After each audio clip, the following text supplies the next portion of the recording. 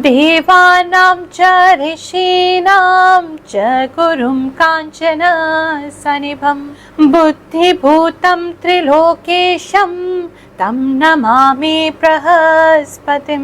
जो देवताओं के गुरु हैं और ऋषियों के भी, जो धनदायक हैं और ज्ञानदायक भी, जो गुरुओं के भी गुरु हैं, ऐसे देव गुरु बृहस्पति को हम नमन करते हैं। क्योंकि जो हमारे बृहस्पति हैं वो देवताओं के भी गुरु हैं और वो जाकर के अब बैठ जाएंगे द्वितीय घर में, मेष राशि से वृषभ राशि में प्रवेश कर रहे हैं। तो क्या आप पे परिवर्तन होगा, क्या जीवन में सफलता मिलेगी, यही सब आज जानेंगे। और लास्ट में मैं आपको एक विशेष चीज सिखाने वाली हूँ। आप अपनी जन्म कुंडली में बृहस्पति किस ग्रह के साथ बैठे हैं उसको चेक करिए और उसके हिसाब से क्या फल आपको वो दे रहे हैं या देंगे, ये सारी चीजें आपको सिखाऊंगी। तो अंत तक वीडियो को जरूर देखिएगा। Let's get started.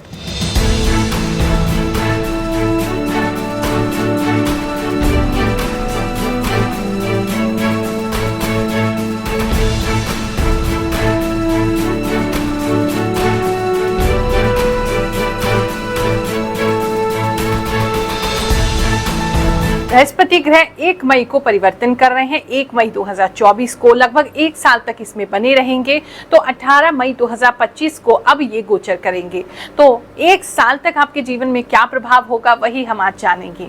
ये जो राशिफल मैं आपको बताने जा रही हूँ आपकी राशि अनुसार बिल्कुल सटीक है, क्योंकि ये ज्योतिष की गणनाओं पर आधारित है और साथ ही मुझे जो भी आभास शक्ति है, जो भी भगवान की कृपा है, जो भी अपने गुरु का आशीर्वाद है, जो इंट्यूशंस मुझे आती है उसके बेसिस पे मैं आपको बताती हूँ।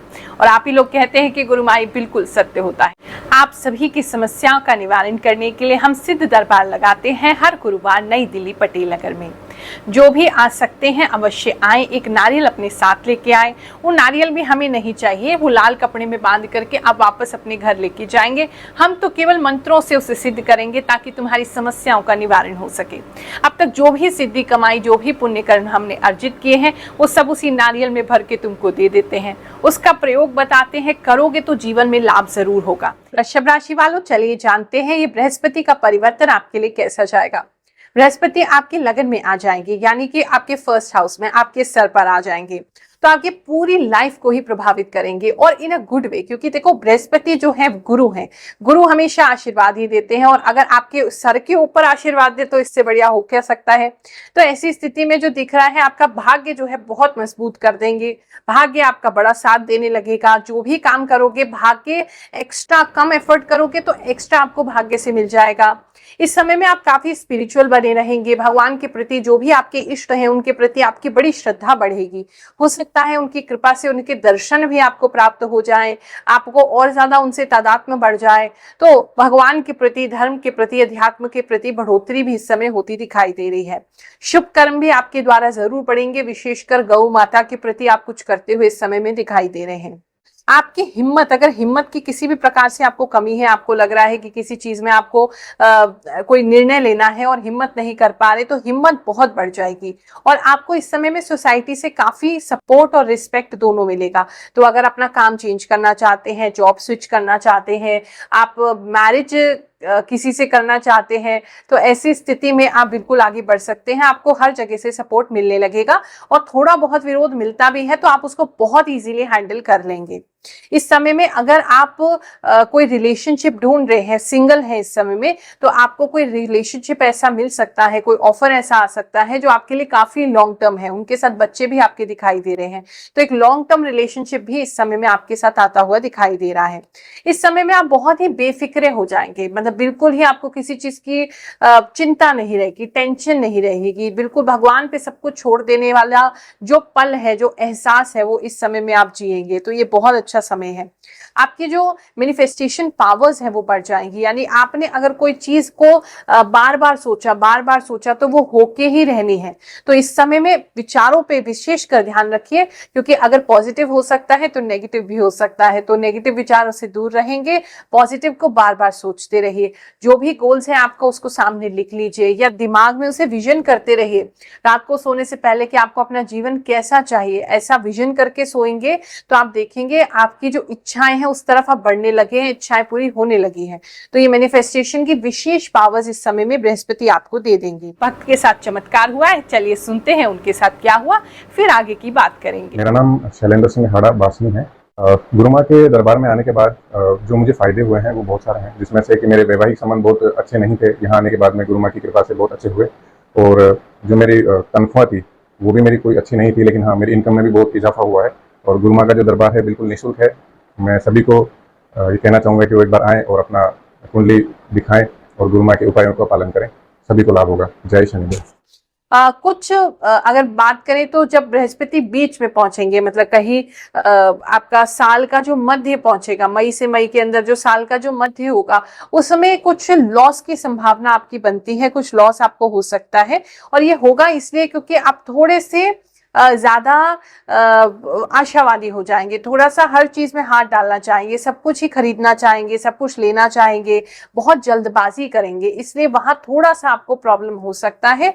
तो एडवाइस यही रहेगा कि इस समय में समय अच्छा है, सब कुछ आपके हिसाब से होगा, लेकिन जल्दबाजी ना करें।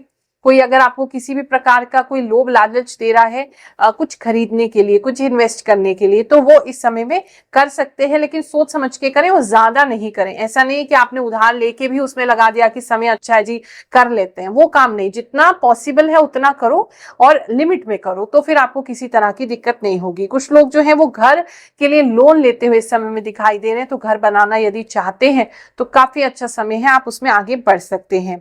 मैरिड लाइफ अगर काफी समय से खराब चल रही थी, आपके हस्बैंड या वाइफ जो थे वो आपको अगर सही दृष्टि से नहीं देख रहे थे, शक की दृष्टि से देख रहे थे, या आपको उनकी नजरों में कहीं गिर गए हैं अपने किसी कार्य की वजह से, तो उसमें लाभ जरूर होगा। आप दोनों के बीच में रिस्पेक्ट बढ़ेगी, आप दोनों के बीच में प्रेम बढ़ेगा। तो एक हैप्पी समय फैमिली को लेकर के है। इस समय में कुछ विशेष लोगों के लिए मैसेज है, कोई अबॉर्शन आप करा सकते हैं, या फिर अगर आपका बेबी है तो वो खराब हो सकता है इस समय में, तो थोड़ा कॉशियस रहेंगे, एकदम ही बहुत ज्यादा ही भाग्य के भरोसे भी नहीं चलना है। भाग्य वैसे आपका साथ बहुत देता हुआ दिखाई दे रहा है। इस स्थिति में जो है आप अपने फ्रेंड्स को लेकर के या फैमिली को लेकर के काफी इमोशनल हो जाएंगे, या पार्टनर को लेकर भी काफी इमोशनल हो सकते हैं। तो थोड़ा इमोशन से भी बाहर रहेंगे तो अच्छा है, क्योंकि ओवर इमोशनल होना भी रिलेशनशिप को जो है वो खराब करता है। इस समय में अगर आपकी दादी या नानी बीमार चल रही हैं, या आपकी सासू माँ बीमार चल रही हैं, तो उनका स्वास्थ्य बहुत ज्यादा बिगड़ सकता है, ऐसा योग बन रहे हैं। अगर आपका किसी भी प्रकार से स्टिचिंग का काम है, बुटीक का काम है, किसी भी तरीके से टेलरिंग का काम है जहां स्टिचेस लगाते हैं, या कुछ सर्जन्स भी हैं, तो उनके लिए भी बहुत अच्छा समय दिखाई दे रहा है। फैमिली के साथ किसी अच्छी हॉलीडे पे, मतलब ऐसी हॉलीडे जो आपको याद रहे जीवन भर, ऐसी हॉलीडे पे भी आप जाते दिखाई दे रहे हैं। इस समय में शिव जी की विशेष ब्लेसिंग्स आपको मिलती रहेंगी, धन की कमी आपको नहीं होगी, और अच्छा समय आप व्यतीत करते रहेंगे। थोड़ा सा अपने मन की बात जो है वो अपने मन में रखना सीखें, वरना आपको नजर लग सकती है। अन्यथा बहुत अच्छा समय है, जो करना चाहते हैं उसको सोचिए, वो पूरा प्रभु जरूर करेंगे। चलो आज आपको कुछ अच्छा सिखाते हैं। हर बात के लिए आपको गुरु माँ पे निर्भर नहीं रहना चाहिए, किसी और पर निर्भर भी नहीं रहना चाहिए। मान लो गुरु माँ कल को नहीं है तो फिर क्या करोगे। इसीलिए कोशिश करती हूँ जब भी समय मिले, आपको कोई खास परिवर्तन हो तो अपनी कुंडली आप कैसे देखें वो आपको निःशुल्क सिखाती रहती हूँ। उसी सीरीज में आज आपके लिए बहुत स्पेशल चीज लेकर के आए हैं कि बृहस्पति जब किसी और ग्रह के साथ आपकी कुंडली में बैठते हैं, युति करते हैं, या उनका प्रभाव होता है, तो उस पर आपकी जन्म कुंडली में क्या फल आने लगते हैं। तो सूर्य से शुरू करते हुए लास्ट में केतु तक पहुंचेंगे। अब इसको देखने के लिए बड़ा सिंपल सा तरीका है, अपनी जन्म कुंडली खोल लीजिए, जन्म कुंडली में जो लगन चार्ट है उसको खोल लीजिए। अब इसके अंदर आपने गुरु देखना है या बृहस्पति कहाँ लिखा है वो देखना है, और उसके साथ अगर कोई ग्रह बैठे हैं तो उनको देखना है। उनकी युति विशेषकर आपको इस प्रकार का कुंडली में फल देती है। अगर आपकी जन्म कुंडली में गुरु और सूर्य की युति है यानी वो दोनों साथ में बैठे हैं या उनका विशेष प्रभाव एक दूसरे के ऊपर पड़ रहा है, तो ऐसी स्थिति में गुरु जो है वो ज्ञान के कारक है और सूर्य जो है वो आत्मा के कारक है। तो ऐसी स्थिति में क्या होता है कि आपकी आत्मा जो है वो ज्ञान की तलाश में रहती, खोजती रहती है। आप बहुत जिज्ञासु होते हैं, आपका मन करता है कि कुछ ना कुछ सीखते रहे, बहुत ललायत होते हैं सीखने के लिए, एजुकेशन के लिए, नॉलेज के लिए। ऐसे लोग देखे गए हैं कि हमेशा ही आप तो किसी धार्मिक स्थल से जुड़े रहते हैं, आप धार्मिक पुस्तक खुद पढ़ के दूसरों को पढ़ाने का प्रयास करते हैं, या किसी हायर अथॉरिटी या पोजीशन पर होते हैं जहां आप लोगों को ज्ञान प्रदान करते हैं। तो पहले खुद ज्ञान लेते हैं और जीवन भर ज्ञान लेते ही रहते हैं और दूसरों को आप ज्ञान देते हैं। तो ये बहुत अच्छी एक स्थिति मानी जाती है जहां कहीं ना कहीं आपको अपने लाइफ का पर्पस क्या है वो समझ में आता है, क्योंकि आपकी आत्मा ज्ञान की ओर ही आकर्षित रहती है। दूसरा योग होता है गुरु और चंद्रमा का योग। इसे बहुत विशेष योग माना जाता है। अगर आपकी कुंडली में गुरु और चंद्रमा साथ में बैठे हैं या एक दूसरे पे दृष्टि कर रहे हैं, तो ऐसी स्थिति में क्या होता है कि आप इसे राजयोग भी कहा जाता है, गज केसरी योग कहा जाता है। नाम, प्रसिद्धि, धन इसके लिए बहुत बढ़िया है, विशेष राजयोग होता है, आपको सफलता जरूर देगा। हाँ, दशा उनकी कब आएगी वो निर्भर करता है, लेकिन जीवन में सफलता और प्रसिद्धि ऐसे व्यक्ति को जरूर मिलती है, क्योंकि चंद्रमा जो है वो आपके मन का कारक है, गुरु जो है वो आपके ज्ञान का कारक है। जब आपका मन ज्ञान की ओर अग्रसर होगा तो जीवन में आपकी सात्विकता आएगी, अच्छाई आएगी, गुडनेस, काइंडनेस आएगी, कंपैशन आएगा, और इस चीजों की वजह से व्यक्ति जो है वो अच्छा होता चला जाता है और उसके आसपास के जो लोग हैं वो उसके नाम सम्मान करने लगते हैं। तो इसीलिए ये युति भी बहुत अच्छी मानी जाती है। तीसरी युति बनती है गुरु और मंगल की। अगर आपकी जन्म कुंडली में गुरु के साथ मंगल बैठे हैं या आपस में दृष्टि कर रहे हैं, तो ऐसी स्थिति में क्या होगा, मंगल जो है वो आपकी वीरता के कारक है, वो आपके करेज के कारक है, बोल्डनेस के कारक है, वो फिजिकल एक्टिविटीज के कारक है, और गुरु जो है वो ज्ञान के कारक है।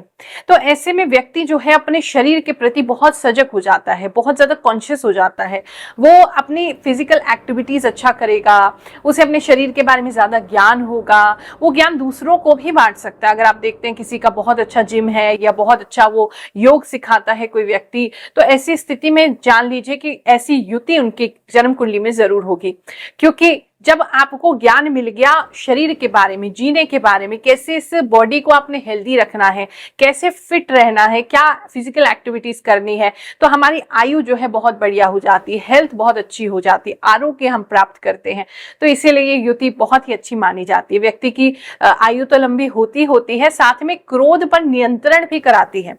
व्यक्ति को ज्ञान आ जाता है कि गुस्सा कब करना है, कितना करना है, किस पर करना है, वो क्रोध को भी वश में कर लेता है। बहुत ज्यादा चंचल स्वभाव नहीं रहता है, बहुत ईगरली, बहुत जल्दी जल्दी निर्णय नहीं लेते हैं, जो भी करते हैं बड़ा सोच समझ के ठहराव के साथ करते हैं। चौथी स्थिति है गुरु और बुध की। इसके अंदर अगर आपकी जन्म कुंडली में बुध और गुरु साथ में बैठे हैं और या फिर एक दूसरे को दृष्टि दे रहे हैं, देख रहे हैं, तो ऐसी स्थिति में भी जो बुद्धि है वो आपकी ज्ञान के प्रति आकर्षित रहती है। आपका जो इंटेलेक्ट है, जो इंटेलिजेंस है, वो हमेशा ही हायर नॉलेज चाहती है, जो किताबों में है केवल वही ज्ञान नहीं, उससे ऊपर कुछ चाहती है।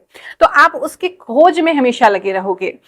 ये व्यक्ति जो भी होते हैं, हमेशा ही ऐसे जातक दूसरे व्यक्ति को बहुत अच्छा ज्ञान देते हैं, बहुत अच्छा एडवाइस देते हैं, हमेशा हायर पोजीशन पे देखे जाते हैं, किसी स्कूल या इंस्टीट्यूशन या कॉलेज या उसमें आपके किसी बड़े ऑर्गेनाइजेशन में हेड होते हैं, जहां इनकी बुद्धि जो है वो बहुत ज्यादा, लोग इनको ज्ञानी मानते हैं, इनकी बुद्धि बहुत अच्छी होती है, अपनी बात, ये ज्ञान की बात बहुत अच्छे से रख सकते हैं, शब्द भी इनके पास होते हैं।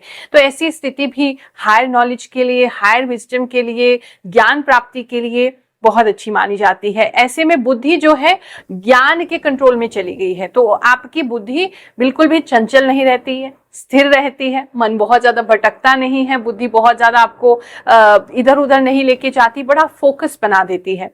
तो ऐसे लोग गंभीर भी होते हैं और बहुत इंटेलेक्चुअल होते हैं। पांचवी स्थिति है जहां गुरु शुक्र के साथ मिलते हैं, यानी शुक्र और गुरु अगर एक घर में बैठे हैं या फिर इनकी दृष्टि हो रही है, तो ऐसी स्थिति में क्या होता है, गुरु देवताओं के गुरु हैं, शुक्र जो है वो दैत्यों के गुरु हैं। एक जो है आपको योग की ओर ले जाते हैं, दूसरे आपको भोग की ओर ले जाते हैं। तो ऐसे में व्यक्ति जो है ना, या तो अगर दोनों ही अच्छे हैं तो बैलेंस में रहेगा, यानी अगर मीन राशि में है जहां शुक्र उच्च के हो जाते, बृहस्पति अपने घर के हो जाते, ऐसा व्यक्ति बड़ा बैलेंस में रहेगा। उसे पता है कितना संसारिक रहना है और कितना उसे आध्यात्मिक रहना है। लेकिन बाकी किसी घर में अगर ये स्थिति बनती है, किसी और राशि में बनती है, तो ऐसे में देखा गया व्यक्ति थोड़ा कंफ्यूज ज्यादा रहता है। वो कभी आप उसके एक्शंस देखोगे, कभी तो उसके अंदर इतनी भक्ति आ जाएगी कि उससे ज्यादा भक्ति कोई कर नहीं सकता, इतना ज्यादा वो ध्यान मग्न हो जाएगा। और कभी उसका मन बिल्कुल विरक्त हो जाएगा, उसको संसार अच्छा लगेगा, घूमना फिरना, पैसा कमाना। तो उसकी लाइफ में इस तरह के उतार चढ़ाव जो है वो आते रहते हैं। ऐसी स्थिति है आपकी कुंडली में और आपको कंफ्यूजन बहुत है कि क्या करना है, तो बैलेंस लाने की कोशिश करो। नियम बनाओ कि हमें थोड़ी भक्ति भी करनी है और थोड़ा हमने इस संसार को भी भोगना है। ऐसे लोग जो हैं वैसे उनके लिए बहुत अच्छी सफलता रहती है, इन दी सेंस कि घर जरूर अच्छा होगा, सारे ऐशो आराम के साधन आपको प्राप्त होंगे, आपके पास गाड़ी जरूर होगी और आपको प्रसिद्धि जरूर मिलेगी। लोग आपको अच्छा जानेंगे, आपके बारे में नाम होगा आपका कहीं ना कहीं, और आपको रिस्पेक्टफुल वे में लोग देखेंगे। और एक खास बात इस युति की है कि जब भी ये दोनों किसी एक घर में साथ में बैठते हैं तो दोनों ही गुरु हैं, तो गुरु की दृष्टि बड़ी शुभ होती है।